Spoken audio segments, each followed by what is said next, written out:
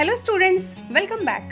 विद्यार्थी मित्रांनो, आपण याआधी माइंड मॅपिंग म्हणजे काय, ते कसं करायचं, कशासाठी करायचं, त्याचा पर्पज काय आहे हे सविस्तर बघितलेलं आहे. पार्ट 1 आणि पार्ट 2 मध्ये माइंड मॅपिंगचे एक्झाम्पल्स आपण बघितलेले आहेत. दोन्ही पार्ट्सच्या लिंक्स डिस्क्रिप्शन बॉक्समध्ये दिलेल्या आहेत. आज आपण माइंड मॅपिंगचे आणखी काही एक्झाम्पल्स बघूया. परीक्षेसाठी त्यांचा नीट अभ्यास करा. First topic, develop a mind mapping frame or design using your ideas, thoughts or concepts to illustrate or develop on the topic benefits of English language. English लँग्वेजचे बेनिफिट्स काय आहेत, फायदे कोणते आहेत ते सांगायचं आहे. First is academic. हायर एज्युकेशनसाठी इंग्लिश लँग्वेजचा खूप फायदा होतो. Then career prospect. Employment opportunities आपल्याला मिळतात आणि आपलं गोल्स ऑफ करिअर अचीव करायला त्याची मदत होते. English is the language of internet आणि म्हणून डिजिटल प्लॅटफॉर्मसाठी आणि नॉलेज मिळवण्यासाठी इंग्लिशचा फायदा होतो. इंग्लिशमुळे आपल्या स्किल्स डेव्हलप होतात. इंग्लिशमुळे आपल्याला दुसऱ्या भाषा शिकायला मदत होते and English makes us smarter. Then access to entertainment. मनोरंजनासाठी सुद्धा इंग्लिशचा खूप फायदा होतो. कसा? मूवीज म्हणजे चित्रपट, TV शोज, बुक्स, वेगवेगळी पुस्तकं आहेत इंग्लिश भाषेमध्ये. देन फिल्म्स अँड म्युझिक, हे सर्व इंग्लिश भाषेमध्ये खूप मोठ्या प्रमाणात अवेलेबल आहे. Then different fields.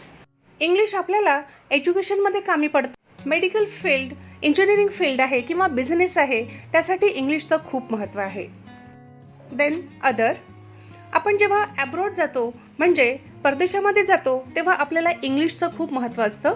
When we travel, कुठे प्रवास करू तर आपल्याला इंग्लिशची खूप जास्त मदत होते. And when we go anywhere then for communication. जगाच्या पाठीवर सर्वत्र इंग्लिशची कम्युनिकेशनसाठी मदत होते.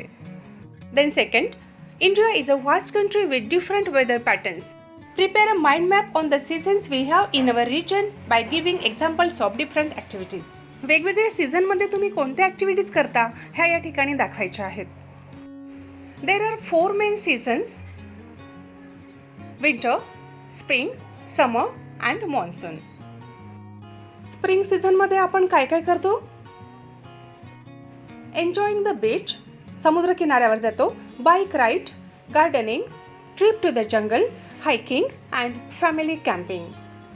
समरसाठी आपण 3 पार्ट्स केलेले आहेत: एन्जॉयमेंट, फूड आणि ॲग्रिकल्चरल ॲक्टिव्हिटीज. एन्जॉयमेंट कोणतं आहे बघा. अम्युजमेंट पार्कमध्ये जातो आपण, पिकनिकला जातो, outdoor concert and going to beaches, समुद्र किनाऱ्यावर जातो. Then food. In summer we have cold drinks, mango juice, ice cream and beverages म्हणजे सरबत. Then agricultural activities. शेतीची कोणती कामं? प्लोईंग द लँड, जमिनीची नांगरणी करतो. Then monsoon. मॉन्सूनमध्ये आपण काय करतो? सेलिब्रेशन. कशाचं? ट्रेडिशनल फेस्टिवल, आपले पारंपरिक सण. Then food. मॉन्सूनमधील food speciality tea and bhajia. तुम्ही दुसरं पण लिहू शकता. एन्जॉयमेंट काय असते मॉन्सूनमध्ये? Making paper boats. Then rain dance party, mud day activity, visiting waterfall, आपण धबधबे बघायला जातो, आणि taking a jungle walk. Then winter. हिवाळ्यामध्ये काय करतो? In winter we celebrate many festivals. Celebrate करतो traditional festivals. Then Christmas and new year. Special food in winter, hot soups and T. Then fun in winter. विंटरमध्ये काय fun असते? आपण sitting at fireplace, आपण शेकोटीजवळ बसतो. एन्जॉईंग पिकनिक, वेदर चांगलं असतं म्हणून पिकनिकला जातो आपण. And trekking. Then the next question, develop a mind mapping frame or design using your ideas, thoughts or concepts to illustrate or develop on the topic effects of music. बघा, म्युझिकचे आपल्यावर कोणते परिणाम होतात ते सांगायचं आहे. Music has a soothing effect on us. First, effect on mind. It relaxes our mind and refreshes mind. It impacts human behavior. Behaviorवरचा परिणाम बघा. Reduces stress, reduces pain and reduces symptoms of depression. Depression कमी करते. Then improvements. काय काय सुधारणा होतात, चांगल्या गोष्टी कोणत्या होतात बघा. Cognitive and motor skills ह्या सुधारतात. Temporal learning and neurogenesis. Effect on body. आपल्या बॉडीवर कोणते परिणाम होतात बघा. Improves brain function. म्युझिकमुळे आपल्या ब्रेनचं फंक्शन चांगलं होते and activates parts of brain. म्युझिकमुळे अल्झायमरचे आणि पार्किन्सनचे पेशंट्स क्युअर सुद्धा होतात. Then the next question, You live in an era where huge information is communicated to you in different forms continuously.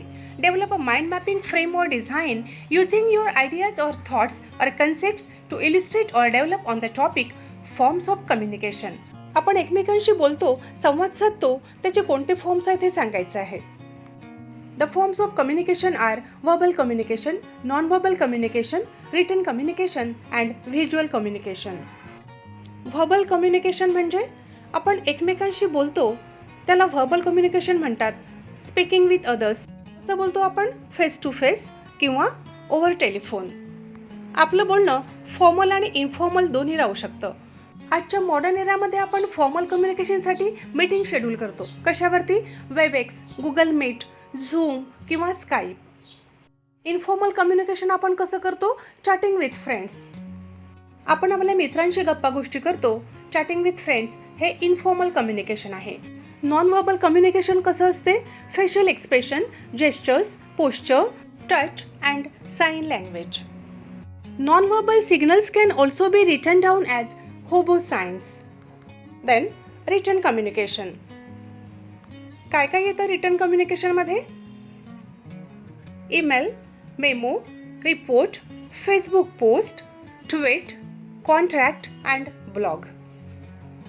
Then visual communication. Visual म्हणजे जे दिसतं आपल्याला. काय असतं? Television, Facebook, Instagram. विद्यार्थी मित्रांनो, माइंड मॅपिंगच्या तुमच्या आयडियाज क्लिअर झालेल्या असतीलच. परीक्षेसाठी सर्व फ्रेम्सचा चांगला अभ्यास करा. All the best.